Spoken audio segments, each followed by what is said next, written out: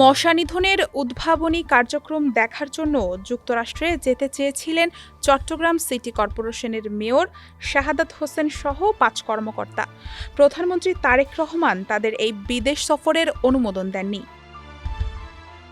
মশা নিধন শেখা বা দেখার জন্য যুক্তরাষ্ট্রের ফ্লোরিডায় যাওয়ার দরকার নেই। দেশেই সন্ধ্যার পর কোনো ডোবার পাশে অবস্থান করলে মশা নিধনের উদ্ভাবনী পদ্ধতি বের করা সম্ভব বলে অভিমত দিয়েছে প্রধানমন্ত্রী তারেক রহমান। জানা গেছে, বিদেশি প্রতিষ্ঠান ভ্যালিয়েন্ট বায়োসায়েন্সের এলএলসির অর্থায়নে ফ্লোরিডা সফরের অনুমোদন চেয়ে স্থানীয় সরকার বিভাগ থেকে একটি সারসংক্ষেপ প্রধানমন্ত্রীর কার্যালয়ে পাঠানো হয়। প্রস্তাবিত সফরের উদ্দেশ্য ছিল মশক নিয়ন্ত্রণ ও নিধনের বিভিন্ন উদ্ভাবনী কার্যক্রম পরিদর্শন করা।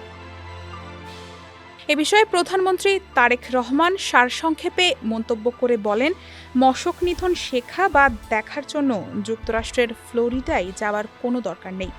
দেশেই সন্ধ্যার পর যে কোনো ডোবার পাশে ২-৩ ঘন্টা অবস্থান করলেই মশক নিধনের অনেক উদ্ভাবনী পদ্ধতি বের করা সম্ভব হবে।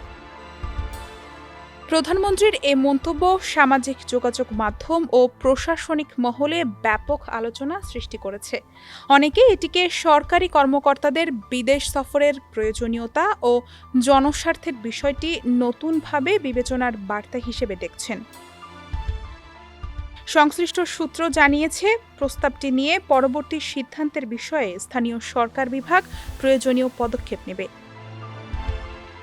ডেস্ক রিপোর্ট, সমকাল।